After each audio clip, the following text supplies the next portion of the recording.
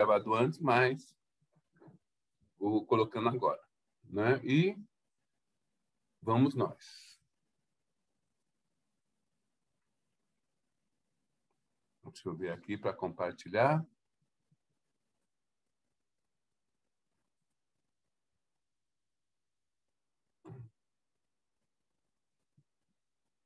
Vocês estão vendo aí Pensamento e Vida já? Já sim. Estamos lá na aula 5, né? Então vamos nós. Na Palavra de Vida Eterna, tem aqui na lição 127, chamamento divino. Diz assim, Emmanuel. Disse ao servo, sai depressa pelas ruas e bairros da cidade e traze aqui os pobres, os aleijados, mancos e cegos. Foi dito por Jesus, está em Lucas 14, 21. Emmanuel comenta, muita gente alega incapacidade de colaborar no serviço do bem, sob a égide do Cristo, relacionando impedimentos morais. Há quem se diga errado em excesso, há quem se afirme sob fardos de remorsos e culpas, há quem se declare portador de graves defeitos, e quem assevere haver sofrido lamentáveis acidentes da alma. Entretanto, a palavra de Jesus se dirige a todos, sem qualquer exceção. Pobres de virtude, aleijados do sentimento, coxos do raciocínio e cegos do conhecimento superior são chamados à edificação da Era Nova. Isso porque, em Jesus, tudo é novo para que a vida se renove. Espíritos viciados, inibidos, desorientados e ignorantes de ontem, ao toque do Evangelho, fazem-se hoje cooperadores da grande causa, esquecendo ilusões, desfazendo cárceres mentais, suprimindo desequilíbrios e dissipando velhas sombras. Se a realidade espiritual te busca, ofertando-te serviço no levantamento das boas obras, não te detenhas, apresentando deformidades e frustrações. No clima da Boa Nova, todos nós encontramos recursos de cura e reabilitação, reerguimento e consolo. Para isso, basta sejamos sinceros, diante da nossa própria necessidade de corrigenda, com o espírito espontaneamente consagrado ao privilégio de trabalhar e servir. E aí, gente, tranquilo? Alguém quer fazer algum comentário aí? Esse convite? Alguém não se sentiu convidado pelo Cristo? Observa que ele vai além, né? Mostrando que aqueles que hoje pregam o Evangelho eram os desnorteados de ontem. Não é? E que, ao toque do Evangelho, tudo muda. Quando a pessoa compreende e, de fato, arregaça as mangas, tudo muda. E é um convite a servir. E desculpa alguma, né? Eu não consigo, eu sou inibido, eu não consigo falar, eu não consigo ajudar.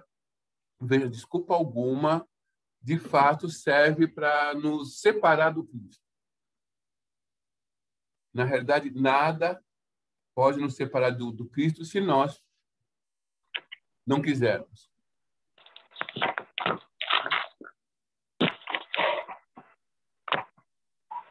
Belista, ninguém escreveu nada aí? Por enquanto, nada, Costa. Então, vamos lá. Ó, depois vocês falam que eu estou correndo. Ó, vocês não perguntam nada, vocês não comentam nada. Quem é Emmanuel, né? A gente tem colocado a harmonização de Emmanuel, estamos estudando, todo estudo está baseado num livro de Emmanuel até agora. E quem é Emmanuel? Eu acho que vale essa pergunta, vale essa frase, né? Até para que a gente saiba quem que está patrocinando aí os nossos estudos. Emmanuel é esse mentor aqui, não é? Foi mais ou menos assim que o Chico descreveu. No Evangelho segundo o Espiritismo, no capítulo 11, no item 11, diz assim: o egoísmo, chaga da humanidade, tem que desaparecer da Terra, a cujo progresso moral obsta. Ao Espiritismo está reservada a tarefa de fazê-la ascender na hierarquia dos mundos. E continua. Quem escreveu isso na codificação foi Emmanuel. Então, já na época da codificação, Emmanuel era um dos espíritos, como João de Ângeles também, mas Emmanuel era um dos espíritos ligados à codificação.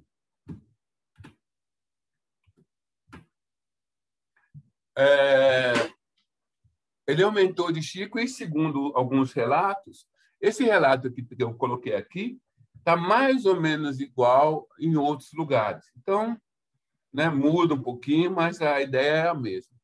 No ano de 1931, ocorreu o primeiro contato de ambos. Chico Xavier nasceu em 1910, então Chico estava com 21 anos. No momento em que Chico esteve à sombra de uma árvore, à beira de uma represa, enquanto orava. Nesta hora, viu uma cruz luminosa, percebendo a figura de um senhor que vestia uma túnica sacerdotal. E aí esse senhor pergunta para o Chico, né? O que está em amarelo é Emmanuel falando. Está mesmo disposto a trabalhar na mediunidade? O Chico, né? Sim, se os bons espíritos não me abandonarem. Você não será desamparado, mas para isso é preciso que trabalhe, estude e se esforce no bem. O senhor acha que estou em condições de aceitar o compromisso? Perfeitamente, desde que respeite os 3 pontos básicos para o serviço.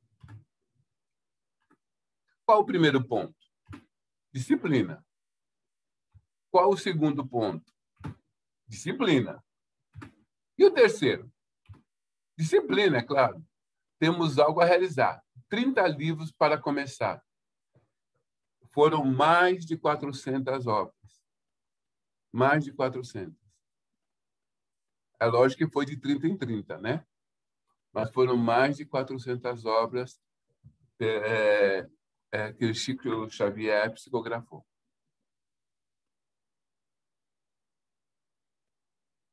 Com disciplina, disciplina e disciplina.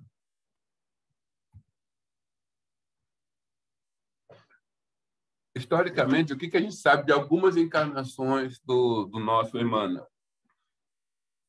Ele foi o Públio Lentulus Cornelius Sura, um cônsul romano, que ele descreve aqui há 2000 anos, e acharam aí esse nome na história.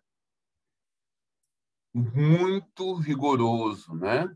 Com as suas coisas, muito orgulhoso e orientado para assim ser. E as coisas, e todas essas coisas que é muito interessante. Ele age com rigor, com excesso de rigor, com algumas pessoas, para provar, para as pessoas terem medo dele. E todas as coisas que ele faz, na mesma encarnação, volta contra ele. Na mesma encarnação, volta contra ele. É muito interessante esse livro, há 2000 anos, que vocês estão estudando ou estudaram, ou vão estudar no Aprendizes 1. Na mesma encarnação, tudo que ele faz se volta contra ele. Ele teve a oportunidade de encontrar o Cristo. Quando ele encontrou o Cristo, ele, o senador romano, e a esposa dele exigiu que ele fosse até o Cristo, não que mandasse guardas trazerem o Cristo, não conseguiriam mesmo, não é? Mas ele foi até o Cristo, e quando ele viu Jesus, quando ele viu, ele se ajoelhou e botou a cara na terra. E Jesus conversa com ele, né? Que sabe por que ele está lá e sabe por que ele foi escondido, para que as pessoas não vissem que tinha um senador falando com ele. Que ele seria agraciado não por ele, mas pela esposa dele, e que a filha dele, que estava com hanseníase, seria curada. Mas é importante ele saber que o benefício que ele está, não é, tem um custo, tem um preço. Na justiça divina, milagres não existem. Tudo tem seu preço. Senão não seria justo. A quem uma pessoa que está doente e é curada, ela aumenta a sua dívida. Isso é da lei. E Jesus fala isso para ele. Ele, muito orgulhoso, não quer... e ele ainda fala para ele, olha, você pode me seguir agora ou os milênios te esperarão afora. Ou você me segue agora ou daqui milênios. E ele optou por não seguir Jesus, lógico. Um senador. O que ele sofreu nessa encarnação, aqui nós vamos encontrá-lo no final da sua vida, cego, arrasado, e uma menina aqui, essa menina que foi curada. Dizem algumas pessoas que essa menina que foi curada por aquele gesto dele de buscar Jesus é o próprio Francisco Xavier. Mas o próprio Chico não confirmou isso. Um senador romano, 50 anos depois, é esse escravo aqui. Um escravo. E nessa escravidão, uma senhora, por caridade, o liberta. O liberta fala, não, eu não quero nenhum escravo na minha residência, eu quero homens livres. E o liberta. E nessa encarnação, ele tem a oportunidade de morrer em nome do Cristo.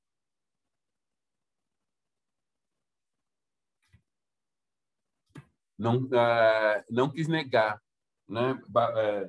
Quando as pessoas estavam para ser flageladas, para ser assassinadas, bastava negar o Cristo e eles seriam libertados. E as pessoas não negavam.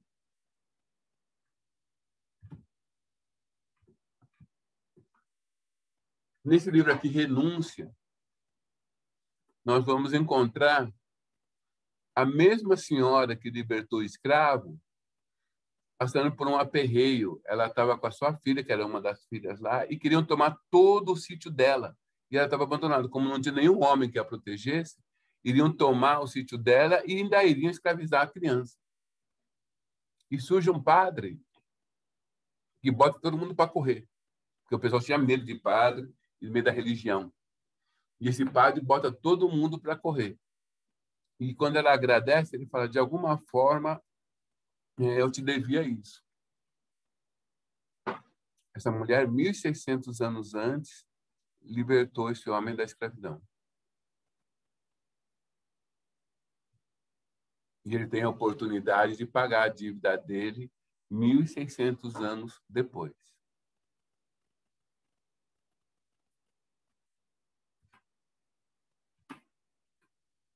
Foi o nosso padre Manuel da Nóbrega. Inclusive, Emmanuel vem daí, de Emmanuel. Emmanuel foi o nosso padre Manuel da Nóbrega. Quer dizer, não está na sequência. Ele foi primeiro padre Manuel da Nóbrega, e depois ele foi aquele do livro Renúncia.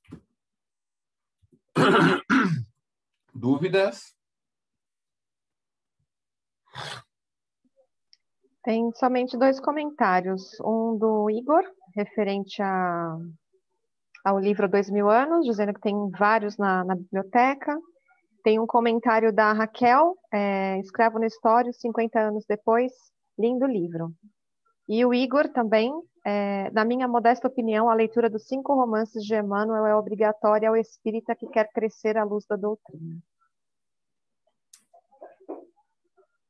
Gente, então, esses até agora. Então, pessoal, nós já temos uma ideia, uma vaga ideia de quem é o autor espiritual das obras aí que nós estamos baseando o nosso estudo. A Elizabeth Costa pergunta, como se comprovam essas reencarnações? Olha, tem várias formas de você comprovar as reencarnações. No caso do padre Manuel da Nóbrega, foi feita uma comparação de assinaturas. Quando o Chico Xavier, assinaturas e letras, quando o Chico Xavier psicografava, e eles conseguiram alguns escritos do padre Manuel da Nóbrega, e eles batem. Tá? Então, tem essa comprovação. É lógico que a ciência pode aceitar ou não, mas a gente não está preocupado com a ciência do homem. A ciência de hoje, a ciência que nos, que nos assessora hoje, não é a mesma ciência que vai nos assessorar amanhã. A ciência evolui se desmentindo, tá ok? Diferentemente do Cristo, que não se desmente nunca. Então, o que a gente vai vendo? Que a ciência está aumentando e, uma hora, ela vai descobrir, por exemplo, que existem espíritos. E aí vai ter uma grande evolução. Então, você tem essas comprovações e tem o próprio testemunho do espírito. Na realidade, as reencarnações, quem foi quem, só interessa realmente ao espírito. Não é? Uma pessoa dizer, não, olha, Pedro foi tal espírito que reencarnou, ou tal outro foi outro, tal. Isso daí, fora a curiosidade, fora a curiosidade de tentar comparar personalidades, mas não acrescenta muito mais. Interessa ao espírito. Como esse testemunho foi dado por ele, pelo próprio Emmanuel, né, a gente acredita que seja verdadeiro. Muitas pessoas tentando desmentir o Chico foram historicamente procurar se existia este cônsul, se essas histórias batiam. E foi encontrado. Ok? Foi encontrado os nomes desses personagens aí e algumas coisas aí. Né? Eu não me preocupo muito em saber quem é quem. Estou colocando isso daqui mais por curiosidade. Vocês vão ver que raramente eu vou falar de a reencarnação desse ou daquele, porque isso não acrescenta muito para os nossos estudos. Tá bom? Mais alguma coisa aí, Melissa? Não, somente a complementação da Elizabeth, né? Que ela que perguntou sobre como se comprovam as reencarnações. Ela respondeu, concordo, é que já ouvi algumas pessoas assim como você agora e gostaria de saber onde está relatado isso. Tá? Tem... Se você acha ali, tá bom? Mas eu não perderia tempo com isso não, viu, Elizabeth? Não perderia tempo com isso não. O Espiritismo tem muito mais coisas muito mais importantes do que ficar comprovando reencarnações. E por mais que você chegue a alguma conclusão, nunca você vai poder provar de fato, a não ser que você esteja no plano espiritual. Mais alguma coisa? Mas... A Ana Lúcia pergunta: como comprovar a existência do espírito pela ciência, para que esta evolua mais depressa? A ciência que tem que ir atrás. A nossa função enquanto espíritas é promover a evolução. E as pessoas... Eu conheço cientistas, né? Tenho 2 amigos cientistas, físicos. A física tem... A física comprova o passe, o espiritismo, a comunicação. Eles fazem trabalhos aí mostrando que quando o trabalho mediúnico está acontecendo, tem uma mudança na mente e tal.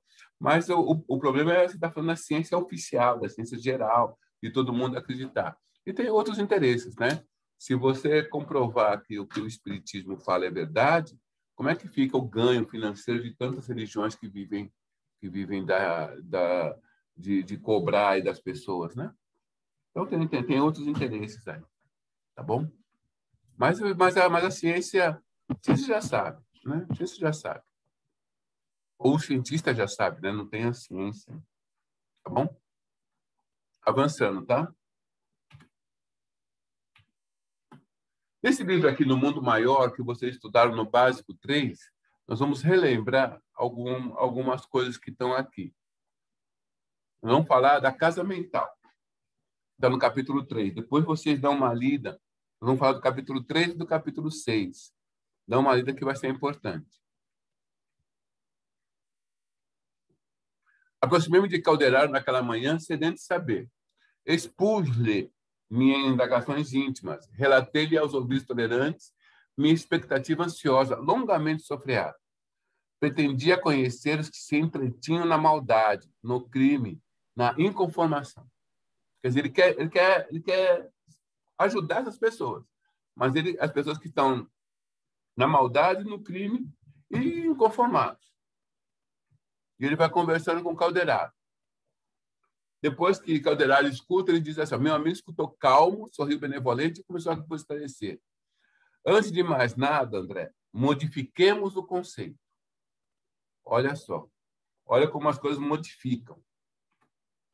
Para transformar-nos em legítimos elementos de auxílio aos espíritos sofredores, desencarnados ou não, olha, quem está falando aquilo que ele falou tudo são espíritos sofredores.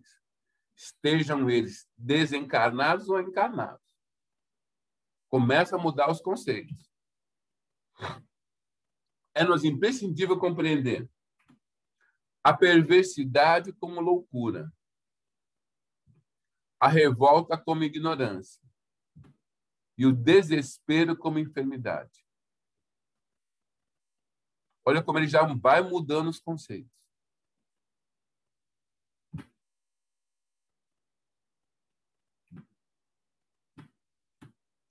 Ante a minha perplexidade, acrescentou fraternal. Entendeste? Essas definições de verdade não são minhas. Aprendemos-las do Cristo, em seu trato divino com a nossa posição de inferioridade na crosta terrestre. Calderaro informou-me simplesmente: a cegueira do espírito é fruto da espécie ignorância em manifestações primárias, ou do obnubilamento da razão nos estágios da vitalmente do ser.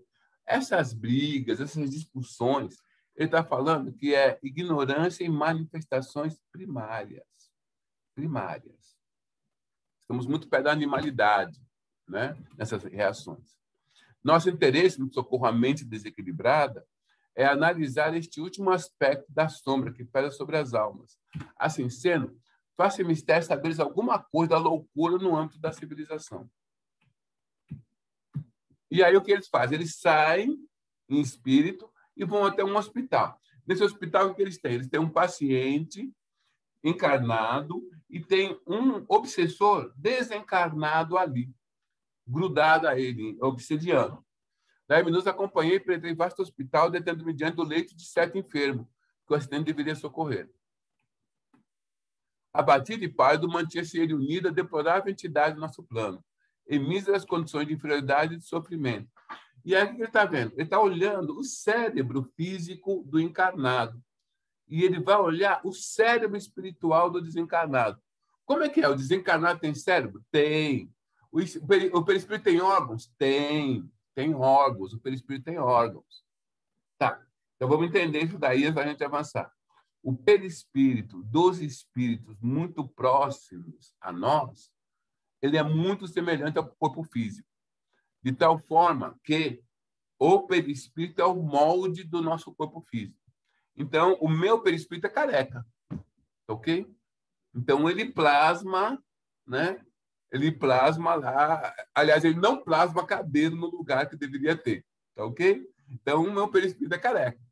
Então, quando eu saí aí no desdobramento, eu saio careca.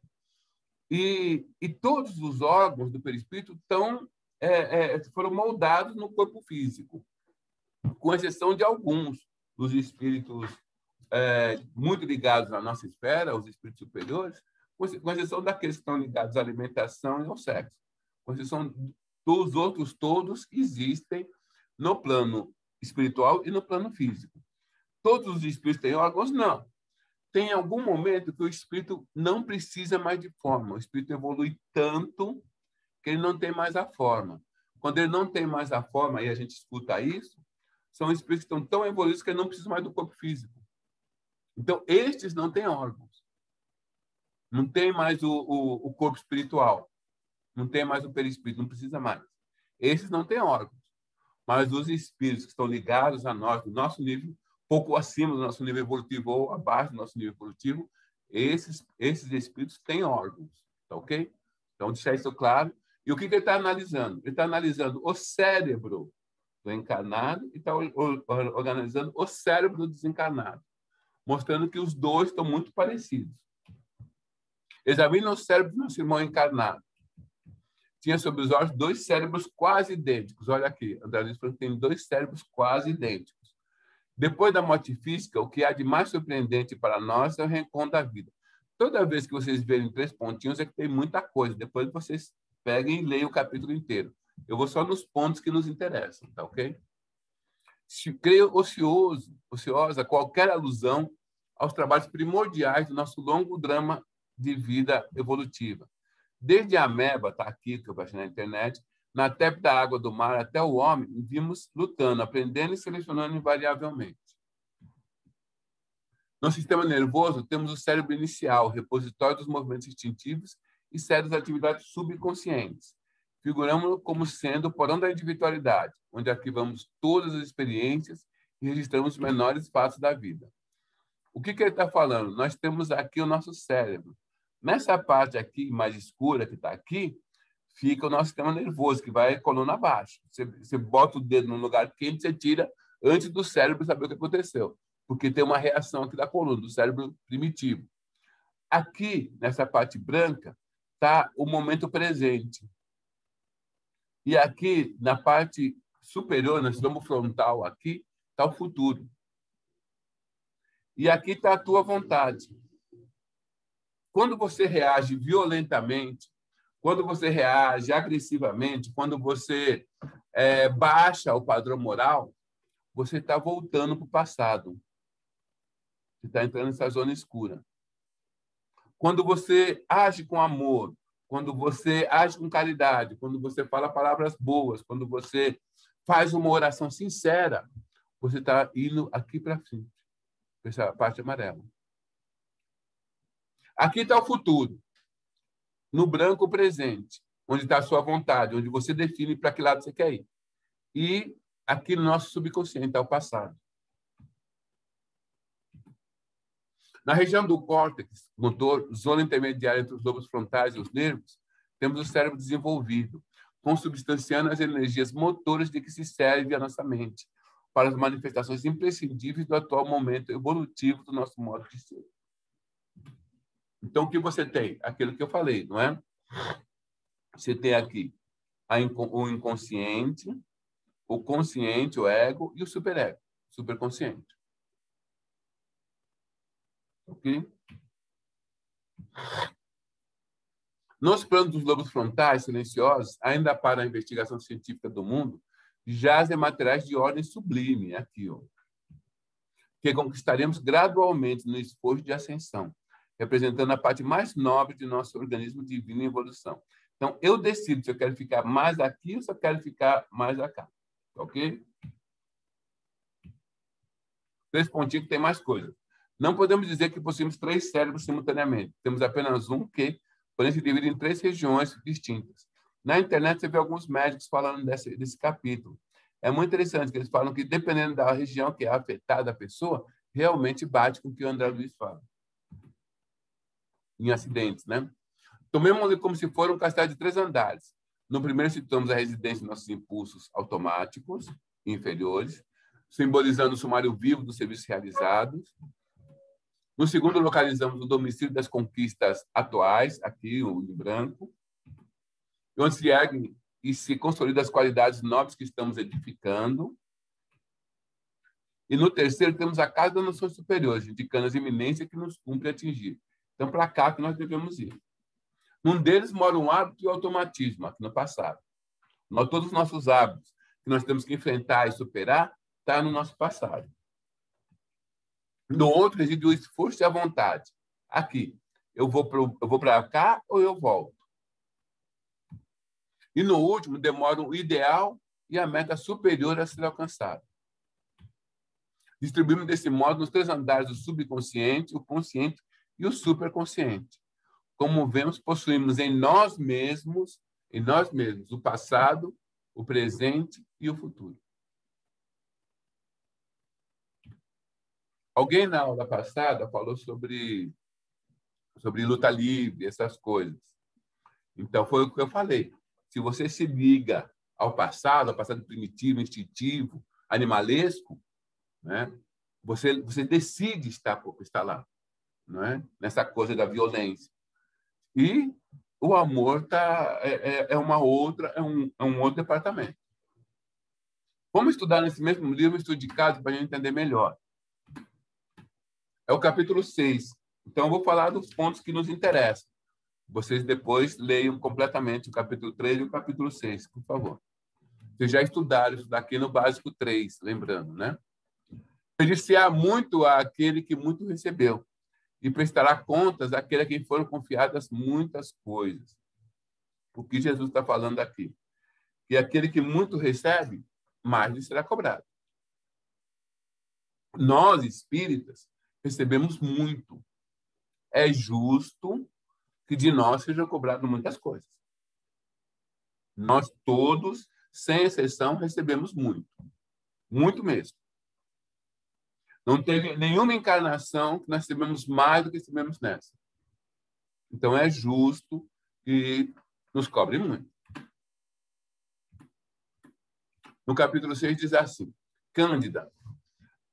Cândida é uma senhora que está desencarnando, ela está deixando uma filha jovem e eles vivem numa pobreza muito grande. O marido já desencarnou, ela teve os 2 filhos que abandonou pelo mundo, não quis saber da pobreza. E ela sempre honesta na costura ali, mantendo, e tem uma filha também, que estava sempre com ela nas costuras ali.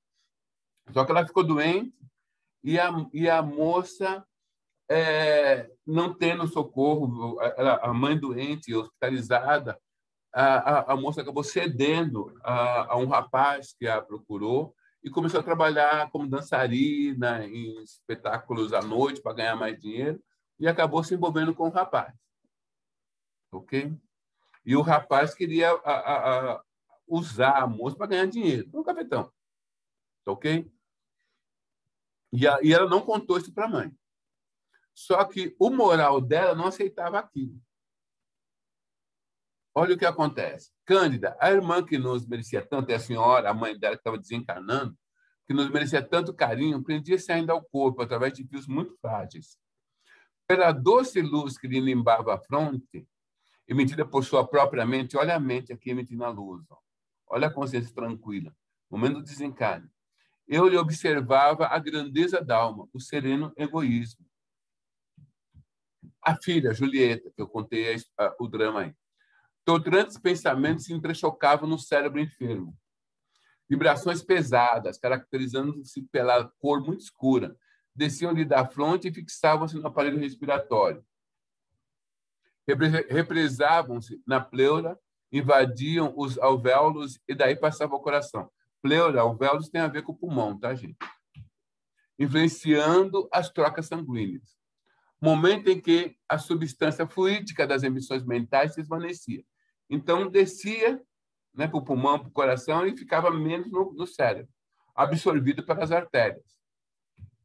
Notei, porém, que esse material oriundo da mente perturbada, imprimindo-se no mecanismo fisiológico, era assimilado pelo sangue, que, a seu turno, o restituía ao cérebro físico, acumulando-se em todas as zonas deste. Quer dizer, saía do cérebro para o sangue e depois voltava, passava pelo corpo todo e voltava para o cérebro. Olha só, isso na parte física. E aí, olha o que o Calderaro comenta. Tem muita coisa aqui que eu não coloquei aqui. Muito mais que isso, respondeu o Calderaro sorrindo. A mente desvairada emite forças destrutivas. Por que desvairada? Ela está vivendo, essa moça, a Julieta, está vivendo num padrão moral abaixo das conquistas dela. Os seus centros de força todos vibravam num padrão moral acima. E ela aceitou os convites e estão vivendo num padrão moral abaixo do que ela aceitava, do que ela própria aceitava. Olha o que o organismo dela faz, olha o que a consciência dela faz. Além de tudo aquilo que nós já vimos, olha o que diz. Muito mais do que isso, respondeu Calderaro sorrindo. A mente desvairada emite forças destrutivas que, se pode atingir os outros, alcançam. Veja, lembra que a gente comentou? A mente pode atingir os outros, mas primeiro ele passa por todos os centros de força nossos. Ok? Se pode atingir os outros, alcançam, em primeiro lugar, o cosmo orgânico do emissor. Decidindo-se Julieta por um gênero de vida que lhe provoca violentos e contínuos conflitos na mente, passou a despedir energias fatais para ela mesma. Observa o que ele diz. Decidindo-se Julieta, olha o livre-arbítrio. decidindo-se Julieta. Ela usou o livre-arbítrio dela. Por um gênero de vida que lhe provoca violentos e contínuos conflitos na mente, passou a despedir energias fatais para ela mesma. A sua própria consciência não aceita a decisão dela.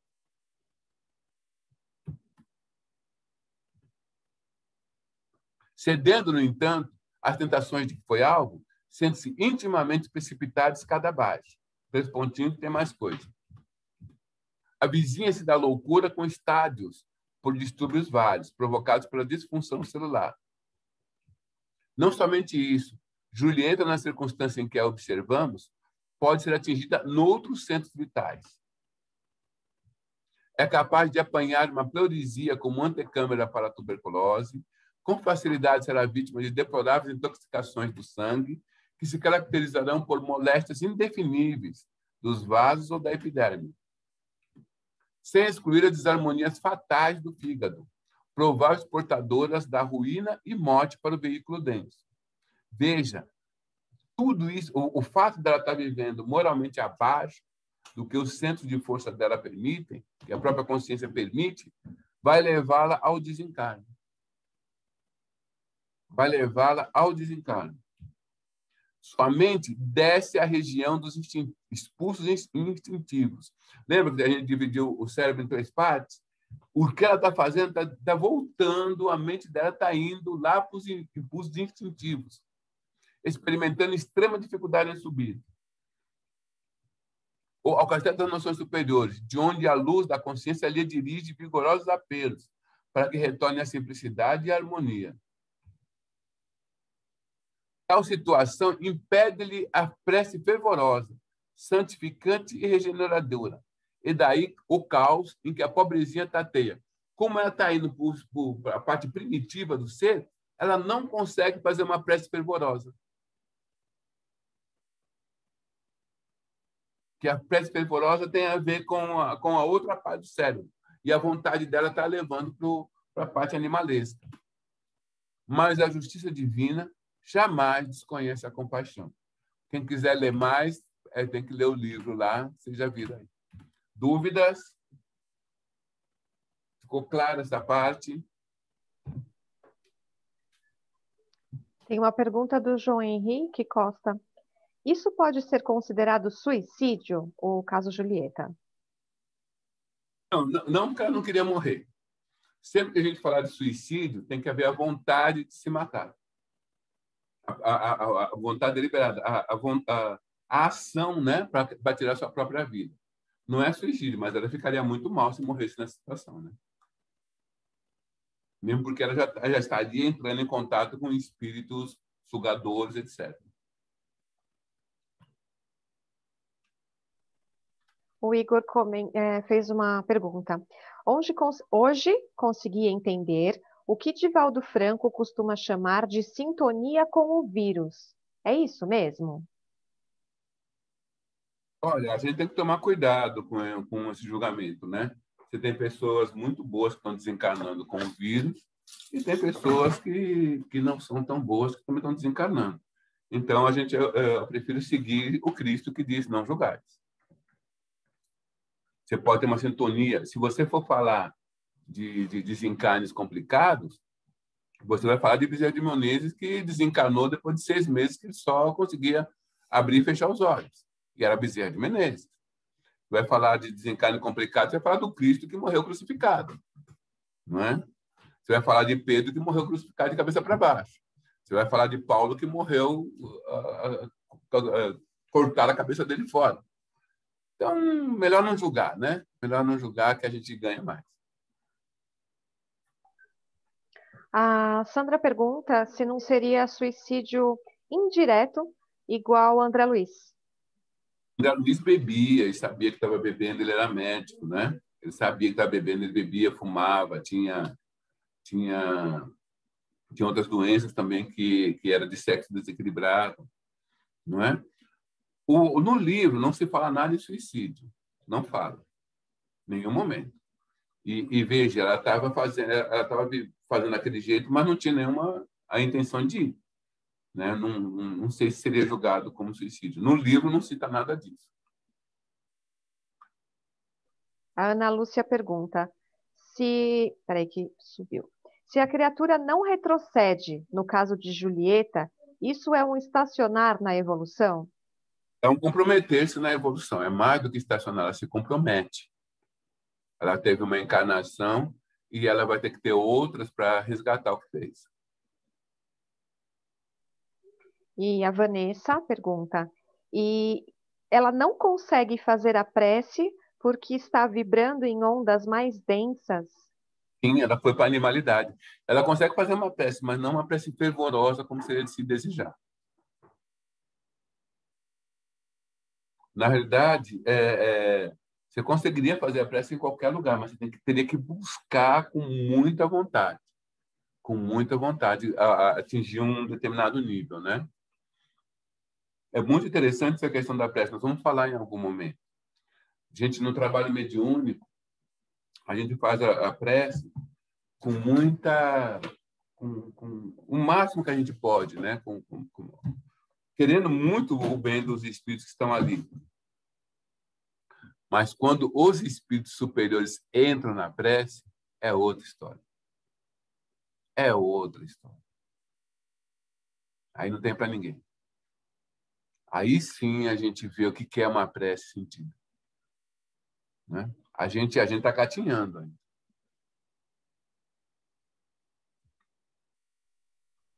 A Vanessa comenta que vai precisar ler o livro novamente. A Julia Sato pergunta: seria a consciência em conflito? Sim, ela tem uma consciência em conflito. Ela já tem méritos e ela está indo contra os méritos dela. Ela sabe o que é certo.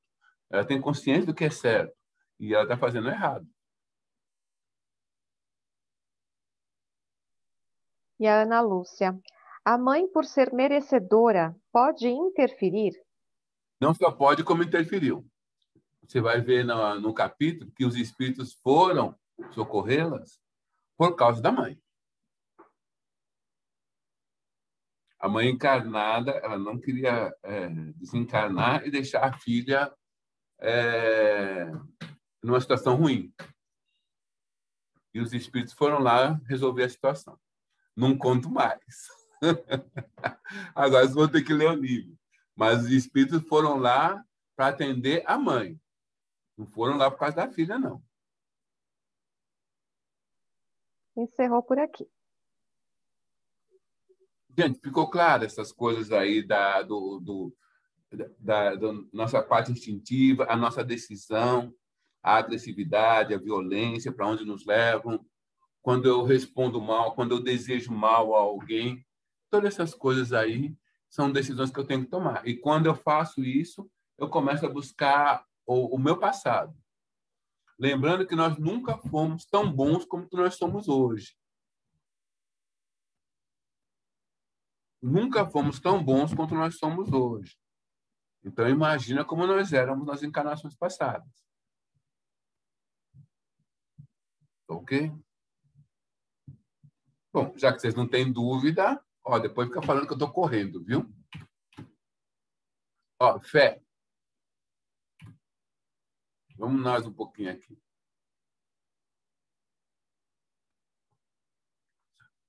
A fé me lembrou um pouquinho isso daí, esse desenho. Ok? A certeza de chegar a algum lugar. Para encontrar o bem e assimilar a luz, não basta admitir a existência. É indispensável buscá-lo com perseverança e fervor. Vocês fariam isso, gente? Como está nesse desenho? Com quem vocês fariam isso daí? Não podemos, desse modo, plasmar realização alguma sem atitude positiva de confiança. Se nós não confiamos em nós, em Deus, em Jesus e nos Espíritos, como nós queremos realizar alguma coisa? E há momentos que a gente continua por confiar neles. Entretanto, como exprimir a fé? Indaga-se muitas vezes. A fé não encontra definição no vocabulário vulgar. É força que nasce com a própria alma, certeza instintiva na sabedoria de Deus, que é a sabedoria da própria vida. Palpita em todos os seres, vibra em todas as coisas. Mostra-se no cristal fraturado que se recompõe humilde. E reverte na árvore decepada que se refaz, gradativamente, entregando-se às leis de renovação que abarcam a natureza. Todas as operações da existência se desenvolvem, de algum modo, sob a energia da fé. Nós temos certeza que o dia amanhecerá. Isso é fé. Confia o campo no vigor da primavera e cobre-se de flores. 3 pontinhos é que tem outras coisas, não coloquei todo o texto, não. A simples refeição é, para o homem espontâneo, ato de fé. Alimentando-se, confia ele nas vísceras abdominais que não vê. Todo o êxito da experiência social resulta da fé que a comunidade empenha no respeito às determinações de ordem legal que lhe regem a vida. Utilizando-nos conscientemente de semelhante energia, é-nos possível suprimir longas curvas em nosso caminho de evolução. Olha, aqui a gente tem esse desenho que eu coloquei. Observa aqui. À esquerda tem uma estrada sinuosa. Toda sinuosa. A fé nos possibilita seguir em linha reta. Não pegar essa estrada sinuosa. Chegar ao ponto que nós queremos mais rapidamente. Essa é a fé. A certeza. Né? Para isso, seja qual for a nossa interpretação religiosa da ideia de Deus, é imprescindível acentuar em nós a confiança no bem, para refletir-lhe a grandeza. Recordemos a lente e o sol. O astro do dia distribui equitativamente os recursos de que dispõe, convergindo-lhe, porém, os raios com a lente comum. Dele oferimos poder mais amplo. O bem eterno é a mesma luz para todos, mas concentrando-lhe em nós, por intermédio de positiva segurança íntima, de certo, com mais eficiência, lhe retrataremos a glória. Olha a comparação que ele faz. O sol é o mesmo para todos. Se você tiver uma lente e um papel, você pode pegar essa luz do sol sem atrapalhar ninguém e concentrar essa luz do sol em você, para você, e queimar o papel, botar fogo.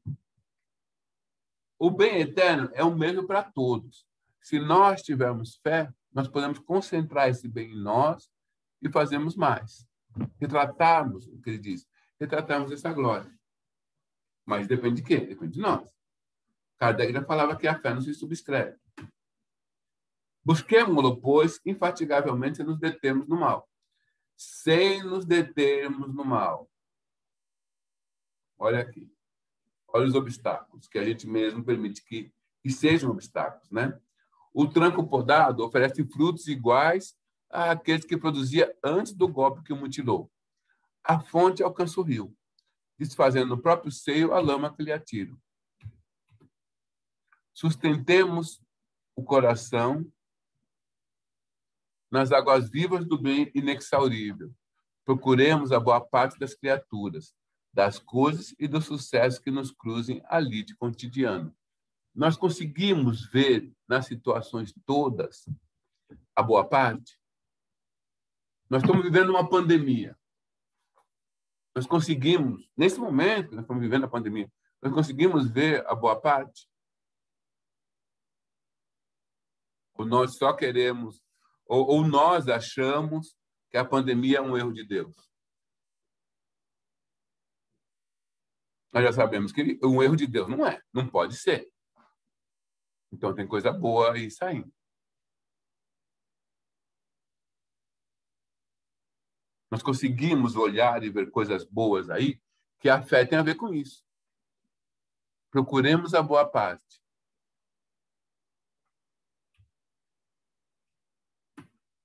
Teremos, assim, o espelho de nossa mente voltado para o bem, incorporando-lhe os tesouros eternos e a felicidade que nasce da fé, generosa e operante.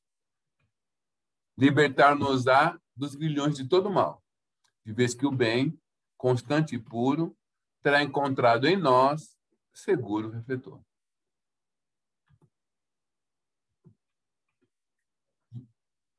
Gente, o que eu falaria a respeito disso, da fé?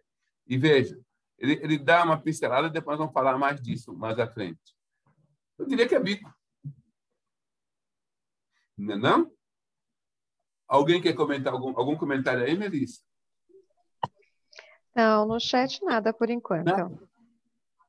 Então, vou tomar uma aguinha aí enquanto o pessoal tá com fé, buscando alguma coisa aí.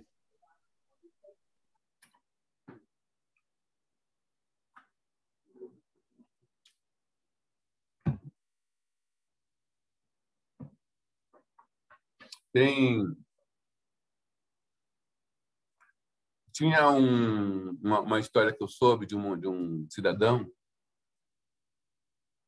e ele precisava de um valor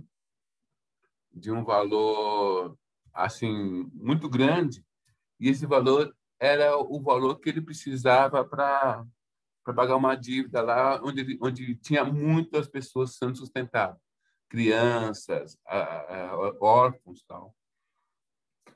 E ele precisava desse valor e ele estava em pressa, porque ele não tinha achado caminho nenhum. Ele tinha feito várias preces, tal, tudo que ele conseguia, os livros que ele escrevia, livros espíritas, todos não deu. E a conta vencia lá e faltava determinado valor. E ele se viu, de repente, ele escrevendo, e ele olhou para o lado, tinha um espírito das trevas. E esse irmão falou para ele: se você me adorar agora, em 5 minutos, entra alguém aqui com um cheque do que você precisa.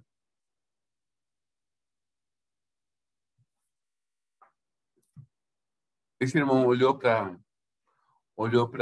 esse espírito e falou: meu irmão, como você está equivocado? Não é? Não existe a possibilidade de eu te adorar. Eu só adoro a Deus e sirva a Jesus. E tudo será conforme a sua vontade. Aí o espírito xingou ele, tal, e foi embora. E aí ele ficou ali ainda, mais um pouco, tal. Passou alguns minutos, poucos minutos, bateram na porta. Era uma pessoa levando o cheque que ele precisava. Teve lá quem mandou, tal, mas no final das contas chegou a conta. Ele foi, pagou as contas tudo, e à noite ele estava nas preces dele, querendo entender o que tinha acontecido. Aí o mentor dele falou para ele: nós já tínhamos providenciado isso e o valor do cheque ia chegar. Aquele espírito, percebendo o que ia acontecer, foi falar com você. E nós deixamos. Nós deixamos que ele falasse com você. Porque era necessário saber a tua fé.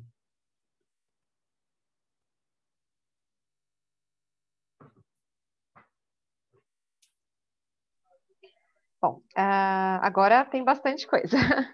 O Igor comenta: não basta qualquer fé, tem que ser fé absoluta, ok? Tem que ser uma fé raciocinada. Tem que ser uma fé lógica. Uma fé que busque a verdade. Não pode ser uma fé que é opinião. Opinião não é fé. A fé, ela nos impõe, nos busca a verdade o tempo todo. A fé tem que ser raciocinada. Fé em Deus, fé em Jesus, fé nos bons espíritos e fé também na tua capacidade. Nesta ordem, em Deus primeiro, em Jesus, nos espíritos superiores e depois em nós também. Mais alguma, Melissa? A Raquel, parafraseando Gilberto Gil, ela comentou aqui que a fé não costuma falhar. O que é uma falha da fé? Uma pessoa pede para Deus para alguém não desencarnar. E essa pessoa desencarna. Isso é fé? Falhou a fé? No Pai Nosso, nós aprendemos Jesus nos ensinou a orar, e num determinado momento do Pai Nosso, a gente fala assim: que seja feita a tua vontade. Então, quando eu peço alguma coisa a Deus, eu não devo esquecer de que mais amorosa, mais inteligente, mais sábia do que a minha vontade é a vontade de Deus. Então, quando alguém amado desencarna, primeiro que a gente não perdeu, não houve uma perda, né? A pessoa voltou ao plano espiritual. A gente deveria aprender a agradecer a Deus pelo tempo de convívio, se é alguém que a gente ama muito, foi muito bom o convívio, pedir para que essa pessoa esteja bem lá e se colocar à disposição de Deus para o que vem pela frente. Que a gente possa ser bom instrumento enquanto encarnado.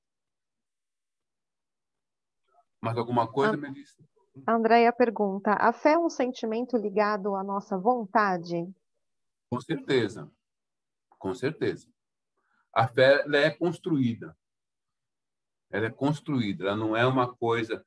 O espírito tem que ir construindo isso, raciocinando, pensando, né? E testando e avançando. O espírito que vai construindo isso gradativamente. Até o momento que ele pode dizer como Cristo: eu e Deus, eu e o Pai somos um. A Sandra comenta: a pandemia coloca a nossa fé à prova. A Júlia Sato: quem tem fé continua sempre em sua meta, não usa desvios e nem se perde em dúvidas, por isso chega à meta mais rápido. Exatamente. Exatamente isso. Comentário da Ana Lúcia: creio que todos temos fé, mas como aumentá-la, fortalecendo-a, sem que achem que somos loucos por acreditar em algo que a maioria não acredita? Sei que para Deus tudo é possível. Nós vamos ver isso agora, nos próximos quadrinhos aí que nós vamos estudar. Tá bom? Tem mais coisa aí, Melissa? Tem um pouquinho. Pode falar, pode falar. Tá, o Igor. Sempre se diz que a fé sem obras é morta. Emmanuel relaciona a fé com o trabalho. Poderia comentar? Olha, nós seremos julgados pelas nossas obras. Que adianta eu ter uma fé se a minha fé não fez com que eu fizesse nada? Nós viemos aqui para fazer alguma coisa, espontaneamente. Nós vamos ver aí quando nós vamos estudar a lei do trabalho. Nós viemos aqui para fazer alguma coisa, para ajudar as pessoas. O caminho entre eu e a minha evolução é o meu próximo. Eu tenho que ajudar as pessoas. Eu não vim aqui para cuidar de mim. Eu não vim aqui para ficar só pensando em mim. Vim aqui para cuidar das outras pessoas. Não é? E se a minha fé não me coloca em ação, não é, para servir a Deus e a Jesus, ajudando as outras pessoas, essa fé é morta, não serve para nada. Tem uma história do irmão X que tinha duas pessoas. Um era eram duas pessoas que estavam encarnadas ali. Um era um malfeitor e o outro era uma pessoa que orava muito. E aparece um bom espírito. E ele pergunta àquelas pessoas, pergunta o que orava. Meu irmão, nós precisamos ir num local num prostíbulo, onde uma pessoa está precisando de socorro. Você pode ir lá e me ajudar? Porque ele era espírito, precisava de alguém encarnado. Aí a pessoa que orava falou: imagina, eu vou entrar num lugar tão imundo, assim, de pessoas que cometem pecados, eu não entro lá. Aí o malfeitor falou: olha, eu sou malfeitor mesmo, eu posso ir lá e ajudar. Diga o que eu tenho que fazer. Ele falou: ok. Olha, eu preciso... Uma outra pessoa também, ele tá bêbado e ele vai vai se suicidar. Eu preciso que alguém vá lá e o ajude a ele não se suicidar. Aí a pessoa que orava falou: olha, eu não posso me envolver com pessoas que têm vícios. Eu sou puro. Aí o outro fala: eu sou malfeitor mesmo.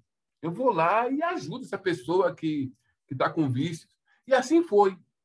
Mas 5 ou 6 coisas o Espírito pediu e o homem que orava lá não podia fazer nada porque ele era puro. E o outro se propôs a ir. Aí o anjo falou, olha, então vamos nós, e foi com isso daí. E aquele que ficava orando ficou lá sentado fazendo preces. Passou o tempo, o cara nem percebeu que ele desencarnou. E ele continuava lá em prece, em posição de prece. Quando ele vê, vem um espírito, em muita luz, buscá-lo. Fala, meu irmão, você deve sair já dessa condição de prece. E aí ele olha e ele reconhece que era o malfeitor. Era o malfeitor que estava chegando em muita luz.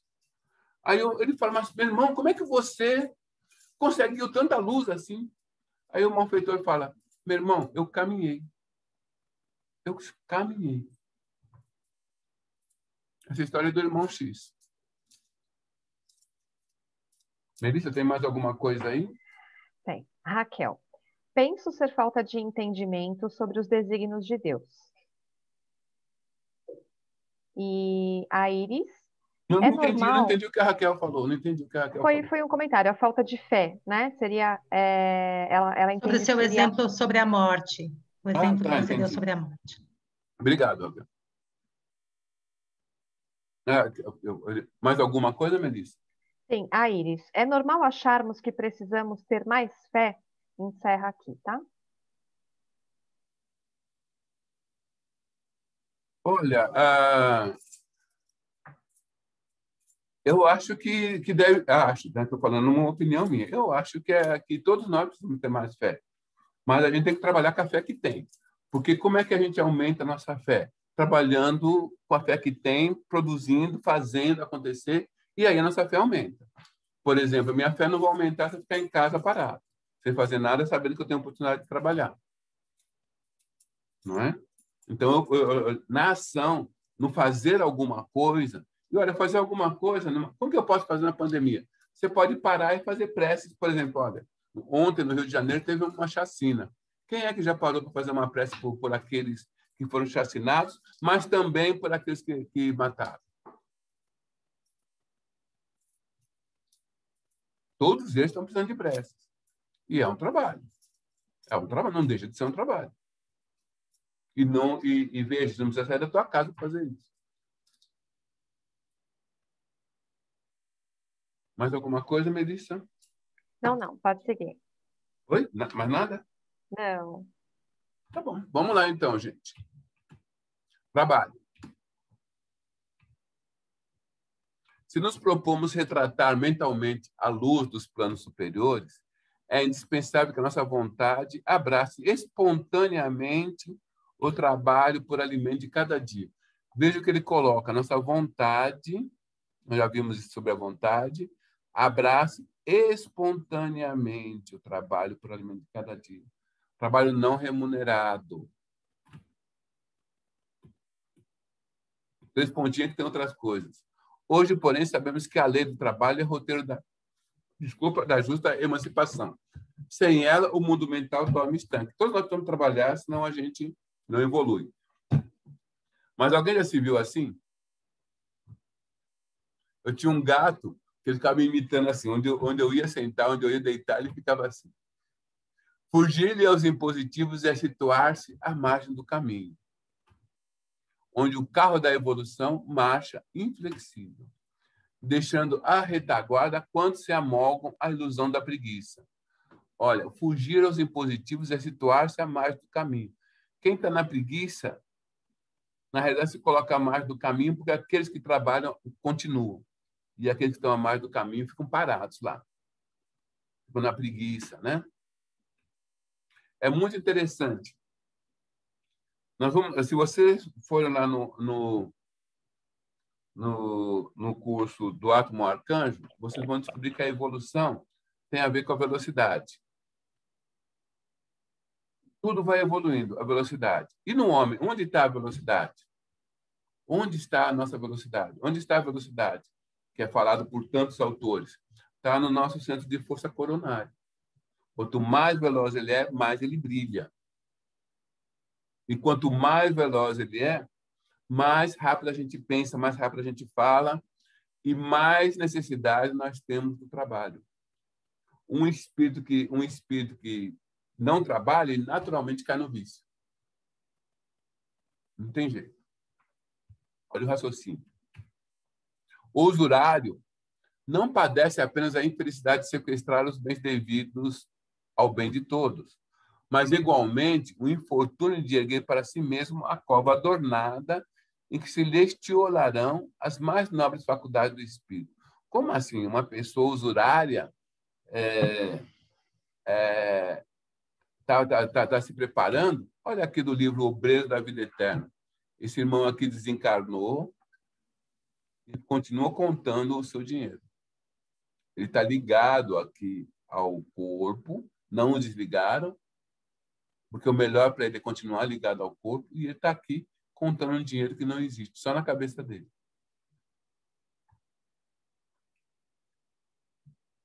Não vale, contudo, agir por agir.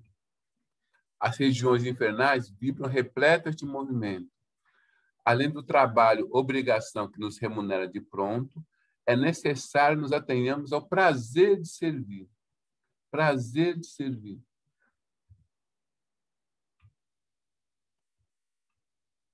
Nas contingências naturais do desenvolvimento terrestre, o espírito encarnado é compelido a esforço incessante para o sustento do corpo físico.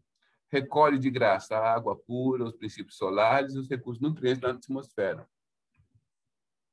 Entretanto, é preciso suar e sofrer em busca da proteína e do carboidrato, que lhe assegura a euforia orgânica. Cativo, embora as injunções do plano de obscura matéria, em que transitoriamente respira, pode, porém, desde a terra... Quer dizer, o que ele está falando aqui? Nós precisamos comer, não é? Por isso precisamos trabalhar. Mas nós podemos, desde agora, desde a nossa encarnação, fluir a aventura do serviço voluntário. Olha aqui. Fluir a aventura do serviço voluntário aos semelhantes. Ventura do serviço voluntário aos semelhantes. Todo aquele que descerre o espelho da própria alma aos reflexos da esfera divina. O que ele está falando? Quem se voluntaria para ajudar os semelhantes, ele está, na realidade, ele está colaborando com a obra divina, que é um serviço constante ao Espírito. Deus age, ajuda o homem através do homem. O trabalho-ação transforma o ambiente. O trabalho-serviço transforma o homem. E quando ele faz serviço, ele está falando de servir. O trabalho gratuito, o trabalho por amor, para ajudar as pessoas. Esse transforma o homem. Não por obrigação. As tarefas remuneradas conquistam o agradecimento de quem lhes recebe o concurso, mas permanecem adstritas ao mundo, nas linhas da troca vulgar. A prestação de concurso espontâneo, sem qualquer base de recompensa, desdobra a influência da bondade celestial que a todos nos ampara sem pagamento.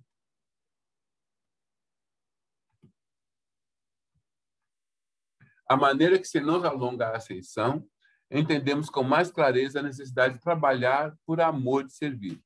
A maneira que nós evoluímos, é isso que ele está falando. Se nos alonga a ascensão, ele está falando, à medida que nós evoluímos, entendemos com mais clareza a necessidade de trabalhar por amor de servir. Quanto que nós pagamos por espírito que nos protege, que nos ampara, que nos orienta, que nós chamamos, né? Alguma vez alguém pensou em chamar um espírito, mas perguntou para ele assim, escuta, quanto vai ficar? Não, né? Ele sabe que ele vai trabalhar por amor. Quando começamos a ajudar o próximo sem aguilhões, matriculamos-nos no acrisolamento da própria alma. Quando começamos a ajudar o próximo, espontaneamente, nós nos matriculamos no aperfeiçoamento da própria alma. Quando a gente começa a servir espontaneamente, nós começamos a aprimorar a nossa evolução. Aqui é um exemplo de um trabalho mediúnico.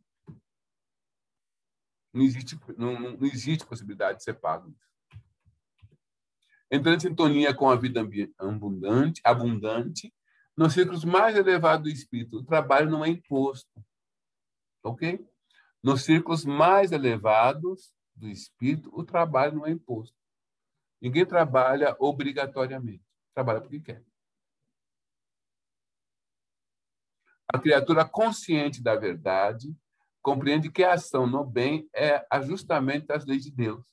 E a ela se rende por livre vontade. Livre vontade. Por isso, nos domínios superiores, quem serve avança para os cimos da imortalidade radiosa, reproduzindo dentro de si mesmo as maravilhas do céu, que nos rodeia a espelhar-se por toda parte. Olha aqui, o maior chamado. O maior chamado é servir.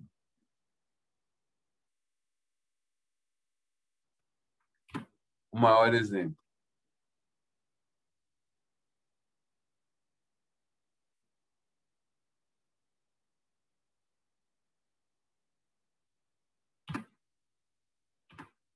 Dúvidas?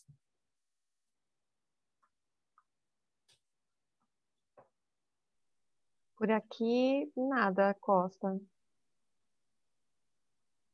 Todo mundo trabalhando?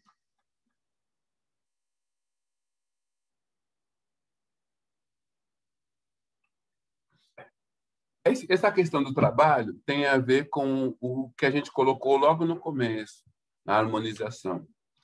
Todos, sem exceção,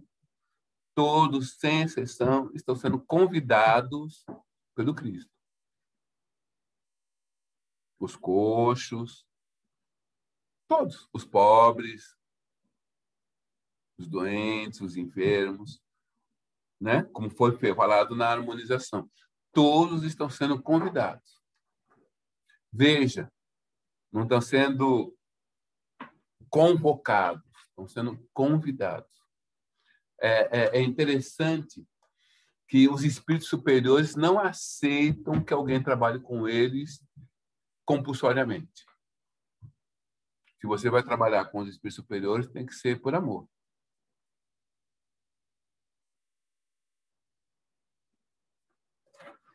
Como eles. O Igor pergunta: o trabalho voluntário também ajuda a nos livrarmos do egoísmo?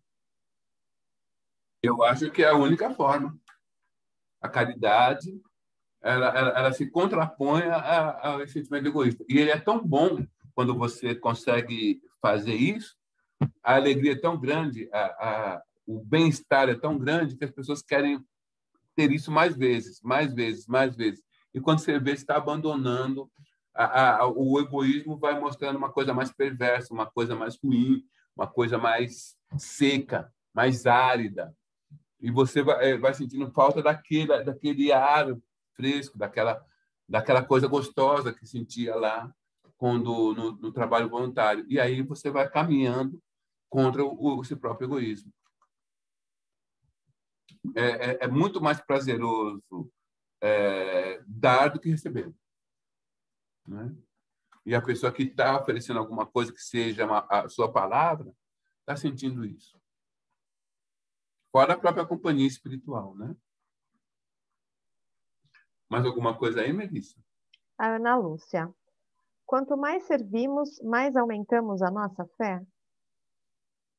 Quanto mais a gente servimos, mais nós evoluímos. Quanto mais nós evoluímos, mais aumentamos a nossa fé. Quanto mais aumentamos a nossa fé, maior é a nossa possibilidade de servir. Quanto maior é a nossa possibilidade de servir, mais a gente pode servir, mais aumenta a nossa fé e mais a gente evolui. O Igor: o chamado do trabalho social não é para todos? Por que tem aposentado que prefere a depressão? Aí vou perguntar para eles, né? Por que que tem? Na realidade, a gente percebe que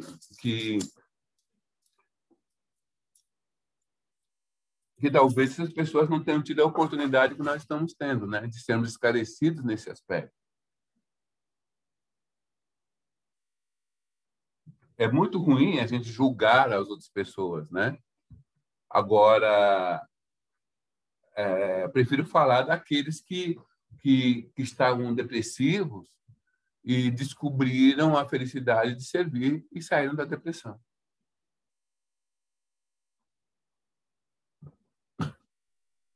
A Júlia Sato.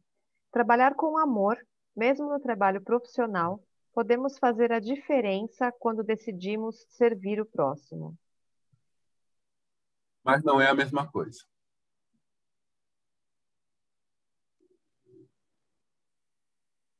É lógico que é a gentileza, a tratar bem as pessoas em todos os lugares, né? Mas não é a mesma coisa. Nós estamos falando de quando a pessoa está fazendo algo que não tem nada a ver com o seu profissional, com a sua atividade profissional. Está fazendo algo, não tá ganhando para fazer aquilo, ok? Mas agora, se nós estamos recebendo salário, estamos em algum lugar, estamos em contato com pessoas, temos a obrigação de tratar todo mundo bem, como a gente gostaria de ser tratado. Mas não é disso que nós estamos falando.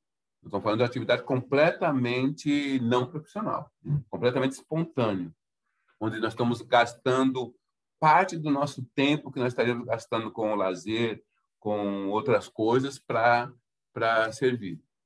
É disso que nós estamos falando, é desse trabalho que nós estamos falando. Bom, aqui no bate-papo encerrou. Só fiquei em dúvida se o Alfredo Bucalo queria fazer pergunta ou não, que o microfone dele estava aberto. Aí eu fechei só por conta de som, mas não sei se foi sem querer ou não. Alfredo, quer fazer alguma pergunta?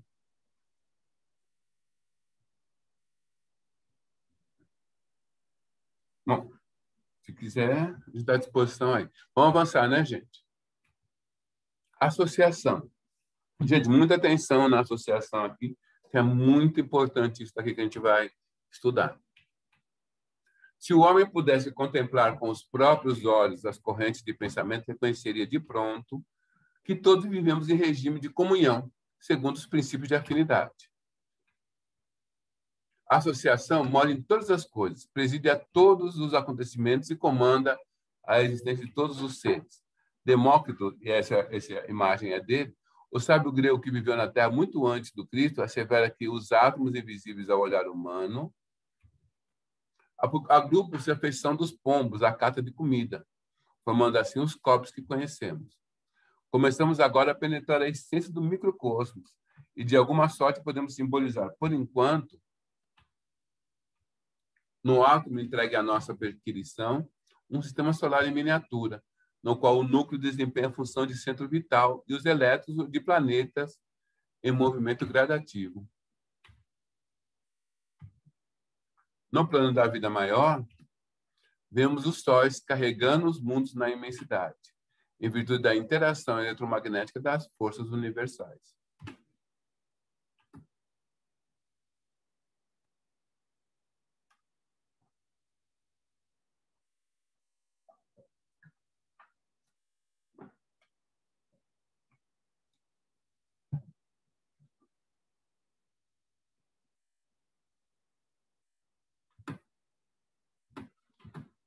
Assim também na vida comum. A alma entra em ressonância com as correntes mentais em que respiram as almas que se lhe assemelham. Assimilamos os pensamentos daqueles que pensam como nós. Então, se eu estou numa faixa vibratória e eu penso em alguma coisa, eu começo a assimilar pensamentos daquele que pensa como eu. E isso vai aumentando em mim. E a outra pessoa também assimila o meu pensamento. É que sentindo, mentalizando, falando ou agindo, sintonizamos-nos com as emoções e ideias de todas as pessoas, encarnadas ou desencarnadas, de nossa faixa de simpatia. Estamos invariavelmente atraindo ou repelindo recursos mentais que se agregam aos nossos. Aí vale a pena a gente pensar, né, gente? Que tipo de pessoas, com que tipo de pensamentos eu atraio? E aí vale a pena pensar, que tipo de pensamento eu tenho? Porque esse tipo de pensamento é que eu vou atrair pessoas com esse tipo de pensamento. Por exemplo, se eu sou uma pessoa que se magoa com facilidade, eu vou atrair pessoas que se magoam com facilidade, ou que têm esse tipo de mágoa. Se eu sou uma pessoa otimista, eu vou atrair pessoas e espíritos otimistas. Se eu fico vendo televisão e só fico baixando as minhas vibrações com a pandemia, eu vou atraindo espíritos ligados a esse tipo de pensamento. Olha o perigo. Eu vejo a televisão que passa lá e milhões de pessoas estão vendo aquilo. Eu vejo aquela notícia, baixo as minhas vibrações, ao mesmo tempo, muitas outras pessoas encarnadas e desencarnadas estão baixando as vibrações ao mesmo tempo, e eu estou atraindo isso para mim.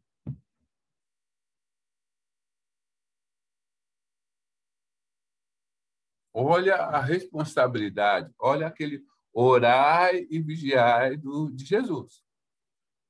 Né? Todo dia eu vejo na televisão passando assim, e eu não assisto, que a pessoa lá fica contando histórias de todo mundo que morreu, como sofreu, tal, essas coisas. Saber algumas coisas é interessante. Agora, fazer um espetáculo diário, de como as pessoas sofrem, tal, essas coisas, tem que tomar cuidado. Tem que ver se isso, qual é a utilidade disso. Fortificando-nos para o bem ou para o mal. Segundo a direção que escolhemos. Olha só. Segundo a direção que escolhemos. Olha a nossa vontade. Nós escolhemos o que a gente quer. Posso ficar fortalecido para o bem ou ficar enfraquecido para o mal. Eu que decido. Em qualquer providência, em qualquer opinião, somos sempre a soma de muitos. Quem são esses muitos? São muitos espíritos bons ou são muitos espíritos não bons? Essa análise eu tenho que falar.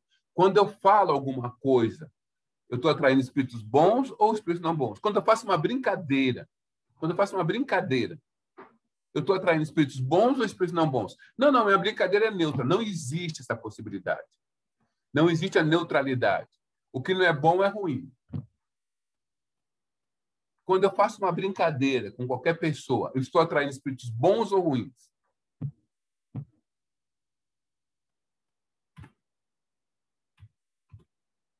Expressamos milhares de criaturas, e milhares de criaturas nos expressam.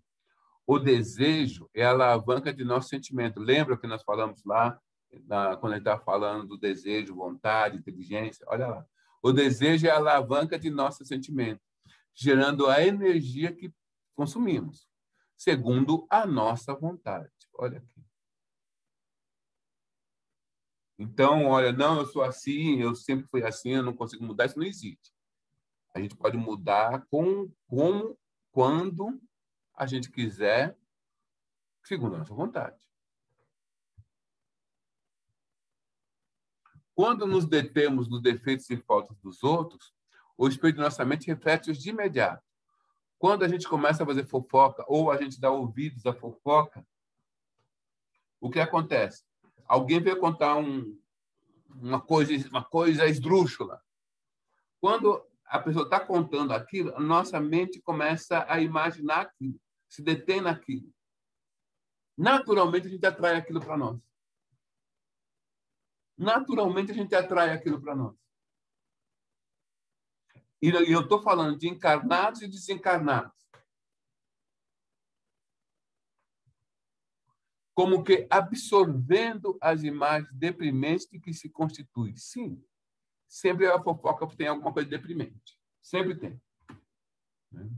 Ninguém está correndo para falar bem dos outros. Pondo-se nossa imaginação a digerir essa espécie de alimento. Olha aqui, a imaginação a digerir essa espécie de alimento. Que mais tarde se incorpora aos tecidos sutis de nossa alma, ao perispírito. Se incorpora ao nosso perispírito. Com o decurso do tempo, nossa alma não raro passa a exprimir pelo seu veículo de manifestação, ou seja, pelo corpo físico, se estiver encarnado, ou pelo perispírito, se estiver desencarnado, o que é similar, fazendo, ou seja, pelo corpo carnal entre os homens, seja pelo corpo espiritual de que nos servimos depois da morte. Aquela fofoca, aquela coisa de eu ficar entrando tanto nos detalhes, de querer falar mal das pessoas, tal, aquilo fica impregnado no meu perispírito, no meu corpo físico, fazendo com que eu tenha que passar por aquilo. eu crio no meu destino, na minha vida, na minha evolução, aquela situação que eu vou ter que passar por ela. Olha o que a fofoca faz. Eu tenho que passar por aquilo que eu condeno nos outros. E é justo. Olha a questão do julgamento. Eu não estou julgando? Eu não estou me dizendo que eu sou melhor que os outros? Então, é justo que eu passe pela situação. Aí, talvez, eu comece a considerar que não devia ter feito. É muito justo isso. É por esta razão que, geralmente, os censores do procedimento alheio acabam praticando as mesmas ações que condenam no próximo. Porquanto, interessados em descer as minúcias do mal, absorvem-lhe inconscientemente as emanações, surpreendendo-se um dia dominados pelas forças que o representam. Toda a brecha de sombra em nossa personalidade retrata a sombra maior. Esse nosso irmão aqui é do livro Domínios da Mediunidade. Ele está fazendo um artigo, é um repórter, está fazendo um artigo falando mal de uma pessoa, uma fofoca, falando mal de alguém. Olha quem ele atrai para ajudá-lo. Olha quem ele atrai para ajudá-lo. Esse nosso irmão aqui está conversando num velório e ele está falando mal de um desencarnado. Olha quem chegou para fazer uma visita. O próprio. O próprio. Olha o que a mente da pessoa faz. O outro está escrevendo e atraiu aquele. E esse daqui atraiu 3 espíritos. Todos eles, pensando a mesma coisa, atraiu um espírito.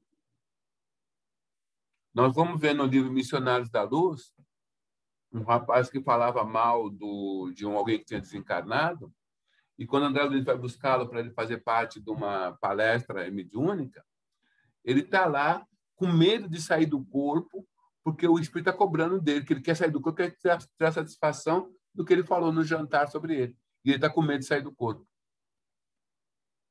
Está no livro Missionários da Luz.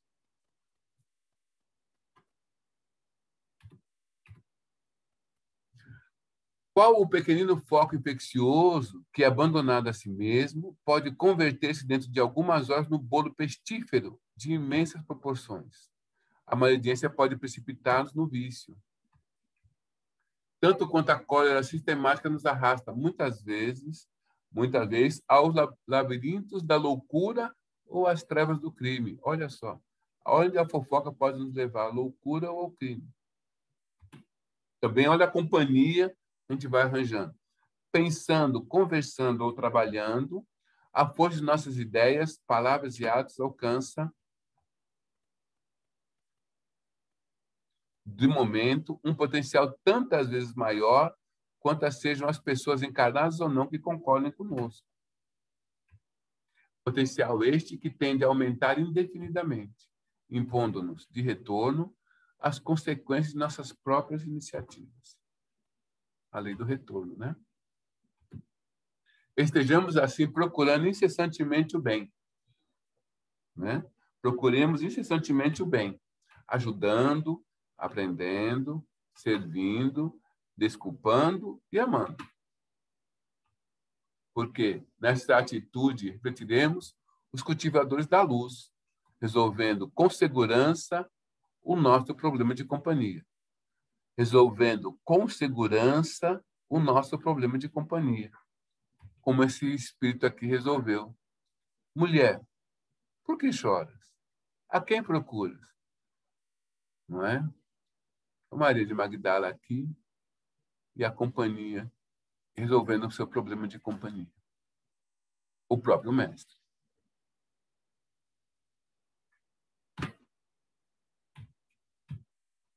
Dúvidas? O Igor pergunta, pela associação, então, sempre tem aquela turminha que anda com a gente? Com certeza. Diga-me o que pensas, que eu te direi com quem andas. E a Ana Lúcia, não entendi Agora uma coisa interessante, né? Desculpa. Só completando a pergunta do Igor. Os espíritos superiores, eles não vão estar conosco 100% do tempo. Mas nós vamos estar com eles 100% do tempo. Se nós quisermos. Quer dizer, eles não vão estar do nosso lado. Eles têm muito mais o que fazer. Agora, aqueles que não têm o que fazer, se associados a nós, estarão do nosso lado o tempo todo. Diga, desculpa, Melissa. Imagina. Ana Lúcia, eu não entendi muito bem. Acho que ficou algum erro de digitação. Como gerando a energia que consumimos? Quiser perguntar de novo, Ana Lúcia, eu abri o microfone. Oi, estava escrito em um dos slides que o Costa já passou. Faz muito tempo. Foi logo no começo. No comecinho. Uhum. Quando estava falando sobre a associação. Vai falando mais ou menos com a hora que chegar, tá? Tá, é mais para frente.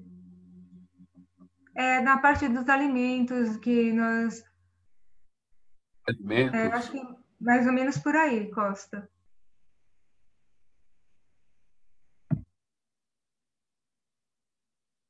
Antes disso ou depois?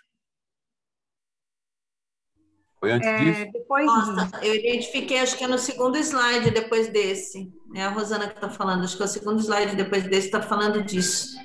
Assimilamos os pensamentos daqueles que pensam como pensamos. Aí, ó, pensa.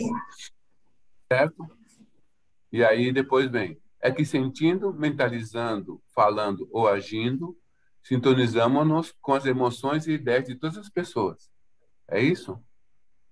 Encarnadas ou desencarnadas. Mais um pouquinho para frente. Nossa faixa de simpatia.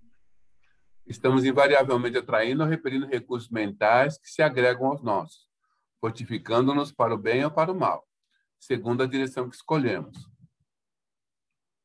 Em qualquer providência, em qualquer opinião, somos sempre a soma de muitos.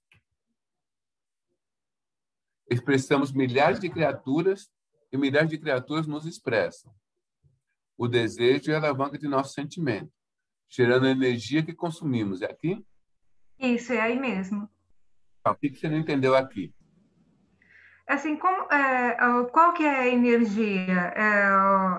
O nosso pensamento que cria o desejo, ou o nosso desejo é que cria essa energia, que é o nosso pensamento? O desejo, o que acontece? Lembra quando nós falamos da aura dos fluidos vitais, lá no começo? Quando a gente falou disso, nós falamos que a aura, você tem um fluido vital. Quando nós, dependendo deixa eu ver se eu consigo me expressar de forma bastante clara. Quando a gente entra, um espírito obsessor, por exemplo, um espírito obsessor, ele se alimenta dos nossos fluidos vitais. Ok? Se nós temos sentimentos desequilibrados, primitivos, nós atraímos esses irmãos que vão se alimentar de nós, dos nossos fluidos. E vão fazer aquela simbiose. Os espíritos se aproximam de nós, por quê? Para que ele possa se alimentar. É disso aqui que ele está falando, essa energia aqui. E nós também, desculpa, só terminando, e nós também nos alimentamos deles. Não é uma via de mão única. Então, essa energia é o fluido que nós nos alimentamos e os obsessores ou aqueles que estão próximos também se alimentam. Pode ser um fluido potencializado para o bem ou para o mal. Na realidade, funciona assim. Essa troca fluídica só acontece com espíritos obsessores. Com espíritos superiores, tudo funciona à base do amor. Então, não existe essa alimentação, não existe esse dispêndio, não existe um espírito superior se alimentando de um encarnado. essa troca fluídica é só processos obsessivos. Não, isso eu entendi, mas seria como o André Luiz falava do espírito grupo, quando ele voltava, eles ficavam muito tempo na Terra, ele precisava voltar para o nosso lar para meio que recarregar as energias. Mas é amor, né? Ele está falando de É, amor. É amor. E é assim, lembrando que nós vivemos em grupo, não é o conceito de espírito grupo que é da natureza antes da animalidade, né? Ou nas primeiras animalidades. Mas nós nos alimentamos muito mais de amor do que a gente imagina. Então, esses espíritos superiores, quando estão aqui e se sentem isolados, não existe essa troca fluídica de amor, eles precisam voltar lá para onde eles são amados e amam, para que eles se fortaleçam para eles voltarem. Ele pode ficar aqui direto. Jesus aqui, por exemplo, quem é que trocava fluidicamente com ele? Ele tinha que sair constantemente para suas orações, para entrar em comunhão com Deus. Não sei se ficou entendi, claro. obrigada. Mas a gente vai avançar um pouquinho mais sobre esses conceitos quando a gente for falar de processo obsessivo, viu? Faz parte do curso a gente avançar muito sobre obsessão. Obrigada. Bom, pessoal, mais alguma coisa aí, Melissa? Não. Então, vamos lá, que tá tranquilo, né, gente? Tá tudo fácil aí. O questionário aqui, né, não vai ter nem graça, né? Só 10 desse questionário, né? Nenhuma dúvida, vamos avançar. Nessa coisa aqui, antes da gente falar das companhias, gente, da associação da fofoca, uma das coisas que eu falava muito para o pessoal nos cursos que a gente dava é sobre a fofoca no gênero, né? Às vezes a pessoa que está passando ali no corredor e quer falar alguma história, é muito interessante. Se a pessoa vai falar de alguém, falar, escuta, antes da gente ir falar, vamos fazer uma prece para essa pessoa que está precisando de ajuda? Vamos ver como a gente pode fazer para ajudar? É muito importante a gente orientar as pessoas a não fazer esse tipo de coisa. Quando a gente entra num local como o GEM, que é protegido, né, pelos espíritos superiores, quando você baixa a vibração para fazer uma fofoca ou alguma coisa assim, você abre uma barreira, né? Você abre uma fresta de sombra para que os espíritos possam entrar, por sua responsabilidade. Isso é muito sério. Isso é muito sério. E os espíritos, eles responsabilizam as pessoas que fazem isso.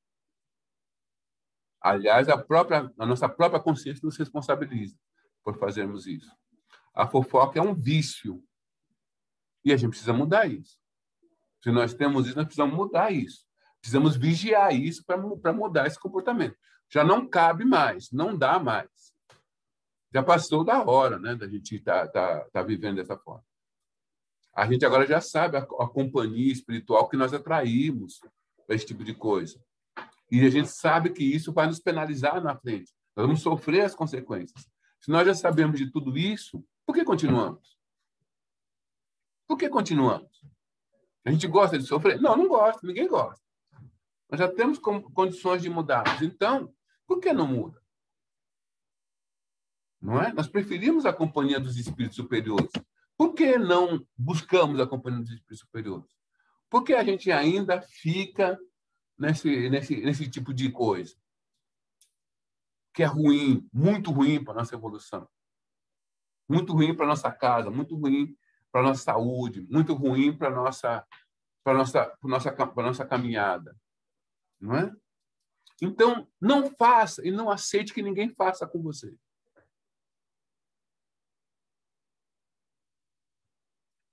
Às vezes a gente vê isso daí e é muito ruim. É muito ruim. Não é? Um aluno que já está aí no mediúnico 1, no mediúnico 2, não cabe mais. Não cabe mais, não dá mais. Não dá mais. Nós já temos informações suficientes para a gente abrir mão desses hábitos que não nos servem mais. São hábitos do homem velho. Não dá mais. No nosso grau evolutivo, não dá mais. Não dá mais. E nós temos que ser radicais conosco. Quando que nós vamos mudar? Daqui 2000 anos? Temos que mudar já. Né? Temos que mudar já. Não cabe mais, não dá mais, não é mais aceitável. Não é mais aceitável. Vamos avançar? Nenhuma dúvida, né, Melissa? Mais nada, Costa. Sugestão. Comenta-se o fenômeno da sugestão mental como se fora privativo de gabinetes magnéticos específicos, mobilizando-se hipnotizadores e hipnotizados, a conta de taumaturgos. Entretanto, a sugestão é acontecimento de toda hora, na vida de todos os seres, com base na reflexão mental permanente. Então, o fato de nós estar trocando imagens, trocando palavras, trocando olhares, trocando sentimentos, nós estamos sugerindo para as pessoas. Não é? O que nós estamos sugerindo? Coisas boas ou coisas ruins? A nossa presença sugere alguma coisa. O fato de nós estarmos em algum lugar sugere ou calma, tranquilidade, equilíbrio, nervosismo, irritação, impaciência. O que nós sugerimos? O que a nossa presença sugere às pessoas? Alegria? Tristeza? Conversar sobre inutilidades? Conversar sobre coisas interessantes? Amizade? O que sugere? Dela se apropriou com mais empenho a magia, que, significando o governo das forças ocultas, tem sido, antes de tudo, o clima de todas as cerimônias religiosas da Terra. Cerimônias essas em que se conjugam as forças de poderosas mentes, encarnadas e desencarnadas, olha, sempre junto, gerando sucessos que impressionam a mente popular, disciplinando-lhe os impulsos. Força mental pura e simples, carreando a ideia por imagem viva, a sugestão como a eletricidade, o explosivo, o vapor e a desintegração atômica, não é boa nem má, dependendo dos seus efeitos da aplicação que se lhes confere. Um doutrinador, pegando um espírito que está todo machucado, está com muitas dores e tal, ele usa a sugestão para ajudar esse espírito. Olha, meu irmão, observa aí que você está sendo curado. Sua perna já está machucada, já está voltando. Aquele irmão que não consegue mexer os braços. Olha, meu irmão, observe que os seus dedos estão mexendo. Ele trabalhando com essas ideias, ele passa essas ideias para o espírito que aceita as ideias e quando ele vê, aquilo está ajudando o espírito a se equilibrar. Então, a sugestão é muito usada no trabalho de doutrinação. Temos-la, assim, não apenas no altar da oração e nos símbolos sagrados do serviço religioso, aconselhando a virtude e o progresso ao coração do povo, mas também nos espetáculos deprimentes dos ritos bárbaros. Gente, eu não coloquei nenhuma imagem de espetáculo deprimente, não que eu não procurei, mas achei melhor colocar essa carinha. E na demagogia de arrastamento, ressumando o psiquismo inferior, que inspira a licenciosidade e a rebelião. Nossas emoções, pensamentos e atos são elementos dinâmicos de indução. Todos exteriorizamos a energia mental, todos nós, configurando as formas sutis com que influenciamos o próximo. E todos somos afetados por essas mesmas formas, nascidas nos cérebros alheios. Cada atitude de nossa existência polariza forças daqueles que se nos afinam com o modo de ser, impelindo-nos à imitação consciente ou inconscientemente. É que o princípio de repercussão nos comanda a atividade em todos os passos da vida. A escola é um lar de iniciação para as almas que começam as leis do burilamento intelectual, constituindo simultaneamente um centro de reflexos condicionados para milhões de espíritos que reencarnam, para readquirir pelo alfabeto o trabalho das próprias conquistas na esfera da inteligência. Quer dizer, na mesma escola, nós estamos trabalhando com a sugestão. Com o auxílio dos múltiplos instrutores que nos guiam da cátedra e da tribuna, pelo livro e pela imprensa, retomamos no mundo a nossa realidade psíquica, determinada pela soma de nossas aquisições emocionais e culturais no passado. Tudo que nós estamos recebendo, tudo que nós estamos recebendo, nós estamos pegando e fazendo isso com a nossa realidade, e retomando essa realidade nossa. Com a possibilidade de mais ampla educação da vontade. Então, veja a inteligência divina. A gente encarna, como se a gente tivesse esquecido de tudo, a gente tem a possibilidade da gente educar a vontade para voos mais altos, pelo livro, pela cultura, pelas possibilidades que nos são oferecidas. Mas a gente, uma hora, vai voltar a ser nós mesmos. Se aquilo nos ajudar, ótimo. Se não ajudar, para o devido ajustamento à vida superior. Somos hoje, deste modo, herdeiros positivos dos reflexos das nossas experiências de ontem, com recursos de alterar-lhes a direção para a verdadeira felicidade. A gente vem, traz aqui, somos herdeiros de nós mesmos, mas a gente tem a vontade que pode alterar a direção das coisas. Como? Auxiliando a outrem, sugerimos o auxílio em nosso favor. Olha aqui. Olha como a lei vai voltando. Este está auxiliando este. Naturalmente, ele vai ser auxiliado. Agora, observe. Coisa simples da vida. Experimenta você estar dirigindo um carro, dirigindo. E aí você vê alguém que quer entrar na avenida, numa situação complicada. Você para e dá passagem para aquela pessoa poder entrar. Pode observar, rapidamente, você vai passar por uma situação e alguém vai te dar passagem. É só questão da gente observar. Você vai e faz qualquer coisa, uma coisa à toa. Ajuda alguém em qualquer coisa. Outro vai e te ajuda também. É muito interessante ver como as leis funcionam. E eu já fiz essas experiências de dar passagem, não para ver isso, mas começou a me chamar a atenção, porque você dá a passagem para alguém, logo depois alguém dá a passagem para você também. Não é? É muito interessante como a coisa funciona. Suportando com humildade as vicissitudes descendo a vida regenerativa. Instilamos paciência e solidariedade para conosco, em todos aqueles que nos rodeiam. Suportando com humildade as vicissitudes da senda regenerativa, instilamos paciência e solidariedade para conosco, em todos aqueles que nos rodeiam. A nossa atitude, a nossa postura vai influenciar a postura do próximo, para conosco. Você sugere para o outro uma postura. Pelo exemplo, você dá o exemplo e a pessoa naturalmente se vê caminhando no exemplo. Ajudamos-nos. Desservindo, desservimos-nos. Eu faço algo de ruim para alguém, estou fazendo algo de ruim para mim mesmo. E essa é a opção que eu tenho na vida.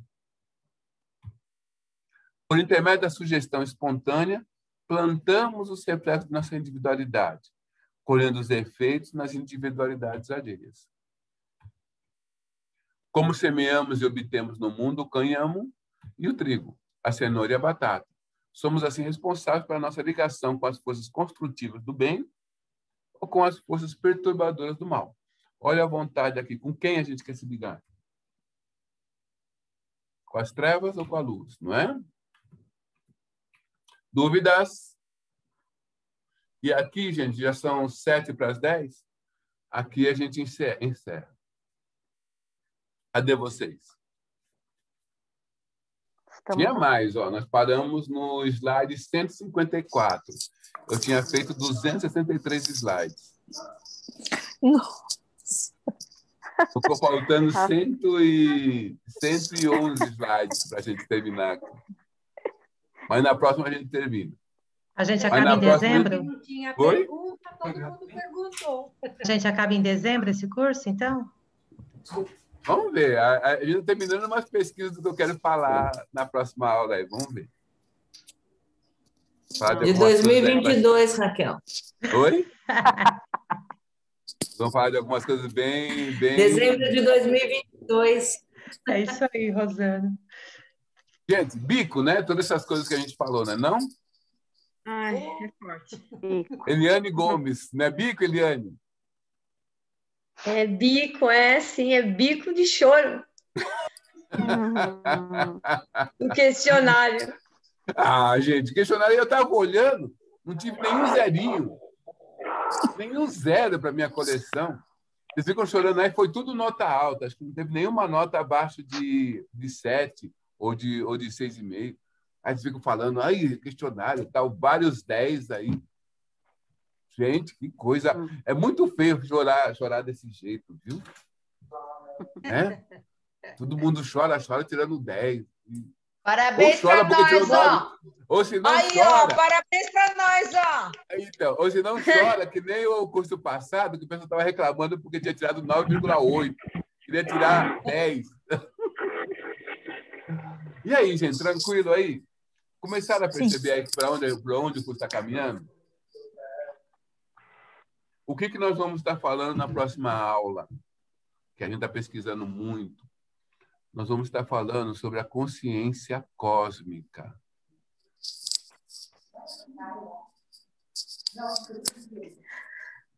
Então, nós vamos estar falando de coisas aí que os espíritos falam muito pouco, não é? E a gente vai ter que entender bem isso daí. Então, a Maristela até comprou uns livros aí para pesquisar. Então, na próxima aula, nós vamos falar sobre a consciência cósmica.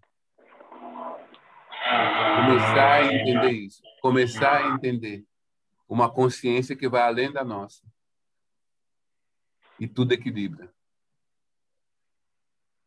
Mas eu não vou falar mais nada. Gente, é nesse daqui que nós falamos. Alguma coisa ficou aí para... Alguma dúvida ficou?